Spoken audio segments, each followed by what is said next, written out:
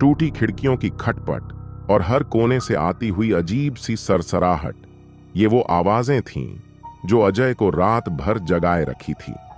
वो इस विशाल जर्जर हवेली में अकेला था, जिसे उसने विरासत में पाया था। आसपास के गांव वाले इसे हॉन्टेड हाउस कहते थे, लेकिन अजय एक लेखक होने के नाते रहस्यों को सुलझाने और उन्हें कहानियों में बदलने का शौकीन था। पहली रात सबसे भयानक थी। बिजली कट जाने के बाद अंधेरे में हर आहट भयानक लगने लगी। आधी रात को उसे लगा जैसे कोई कमरे में घूम रहा हो। सांसें रोककर अजय ने चादर के नीचे से झांका। एक धुंधली सी औरत दीवार के पास खड़ी थी। उसके लंबे बाल फर्श तक लहरा रहे थे। डर के मारे अजय चीख नहीं सका, बस डर के कारण उसकी हालत खराब हो चुकी थी। सुबह होते ही अजय ने उस कमरे की जांच की जहां उसने उस औरत देखा था। उसकी दीवार पर एक पुरानी तस्वीर लगी थी जिसमें एक हसीन सी महिला मुस्कुरा रही थी। अचानक उसे गांव वालों का कहना याद आया।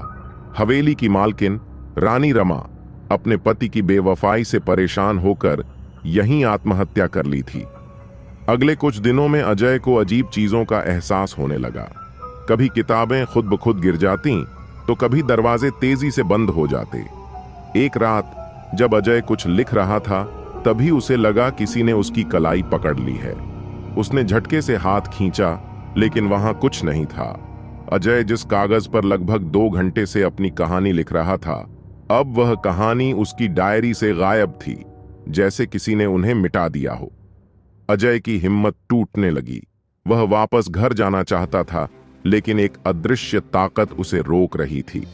अजय रानी रमा की कहानी को अपनी कहानी में इस्तेमाल करने का सोच रहा था। एक रात हताश होकर उसने रानी रमा को पुकारा। तभी कमरे का टेम्परेचर अचानक गिर गया।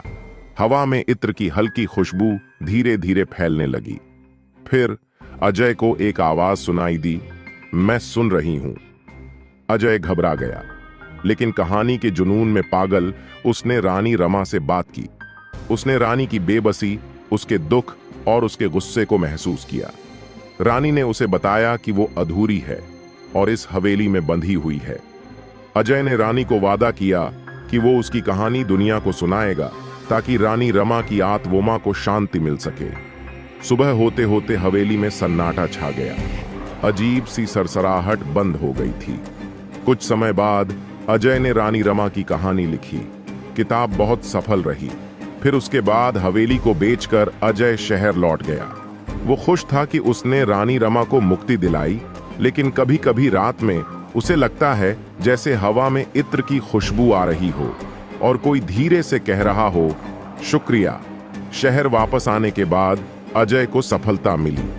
किताब की तारीफों की गूंज उसके कानों में गूंजती रही, मगर एक अजीब बेचैनी भी उसे सताती थी। सपनों में अक्सर वही भुताहा हवेली नजर आती थी। उसके लंबे अंधेरे गलियारे और हवा में लहराते पर्दे, कभी कभी हल्की ठंडी हवा का झोंका उसके गालों को छू जाता, मानो कोई अदृश्य हाथ उसे दुलार रहा हो। कुछ समय बाद अजय को एक बुजुर्ग महिला का पत्र मिला। वो रानी रमा की दासी सुधा की परपोती थी। पत्र में लिखा था कि रानी रमा को तो शांति मिल गई, लेकिन उसके पति की आत्मा अभी भी अधूरी है। उसने अजय को बताया कि रानी रमा के मरने के बाद उसके पति को भी उसी हवेली में जहर देकर मार दिया गया था। अब उसकी आत्मा भी उसी हवेली में भटक रही है, बदले की आग में तड़प रही है। पत्र पढ़कर अजय कांप उठा। उसने रानी रमा की कहानी तो लिख दी थी, लेकिन अधूरी कहानी का बोझ उसे सताने लगा। अजय वापस उस हवेली जाने से डर रहा था, मगर रानी रमा के पति के गुस्से को शांत करना भी उसका कर्तव्य सा लगने लगा। कुछ रातों की नींद हराम करने के बाद अजय ने वापस हवेली जाने का फैसला कर किया। इस बार वो अकेला नहीं था। उसने अपने साथ एक पुजारी को बुलाया जो आत्माओं को शांति पहुंचाने में माहिर था। हवेली में वापस कदम रखते ही अजय को दम घुटने लगा। पुजारी ने मंत्र उच्चारण शुरू किया। हवेली की दीवारें कांपने लगीं। अचानक अंधेरे से एक भयानक काली आत्मा निकली। वो रानी रमा का पति था। उसकी आंखों में बदले की ज्वाला जल रही थी। पुजारी ने डटकर मंत्र पढ़े। अजय ने रानी रमा के पति को बताया कि उसकी पत्नी को शांति मिल चुकी है और अब उसे भी आगे बढ़ने का समय आ गया है। धीरे धीरे कमरे का तापमान कम होने लगा और आत्मा गायब हो गई। हवेली में फिर से सन्नाटा छा गया। इस बार हमेशा के लिए पुजारी ने अजय को बताया कि हवेली अब शांत है। वापस लौटते समय अजय ने पीछे मुड़कर देखा। हवेली अब उतनी भयानक नहीं लगती थी, बल्कि एक उदास सी इमारत नजर आ रही थी जो अपने अतीत के बोझ से मुक्त हो चुकी थी। अजय जानता था कि रातों को हवा में आने वाली इत्र की खुशबू अब शायद ही आएगी, लेकिन उसे रानी रमा का शुक्रिया हमेशा सुनाई देता रहेगा। शहर लौटकर अजय को राहत मिली। नींद वापस आई। सपनों में भुताहा हवेली का आना बंद हो गया। मगर एक सवाल अभी भी उसके दिमाग में घूम रहा था। सुधा के दावे के मुताबिक रानी रमा के पति को जहर दिया गया था, लेकिन किताब में उसने जहर का जिक्र नहीं किया था। कहीं ना कहीं उसे लगा वह कहानी अधूरी छूट गई है। कुछ समय बाद एक शोधकर्ता अजय से मिला। वह रानी रमा के बारे में जानकारी झूठा रहा था। उसने बताया कि रानी रमा के पति के मरने के बाद हवेली के आसपास के कई गांवों में अकाल पड़ा था। अकाल के दौरान कई लोगों की मौत हुई थी और उनमें से एक मौत जहर खाने से हुई थी। ये जानकारी पाकर अजय की जिज्ञासा और भी बढ़ गई। उसने गांव का दौरा किया और उस बूढ़े आदमी से मुलाकात की जिसने अकाल के दौरान जहर खा लिया था। वह बूढ़ा अब भी जीवित था, लेकिन जहर के असर से उसका शरीर कमजोर हो चुका था।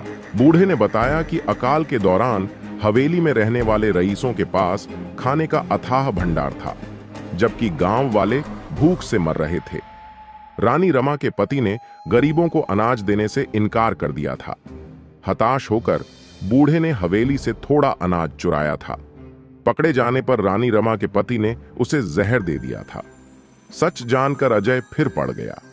वह सोच रहा था कि रानी रमा की कहानी तो उसने दुनिया को बता दी थी, लेकिन उसके पति के क्रूरता का राज दबाकर उसने अनजाने में ही कहानी को तोड़ मरोड़ दिया था। अजय ने फैसला किया कि वह पूरी सच्चाई को सामने लाएगा।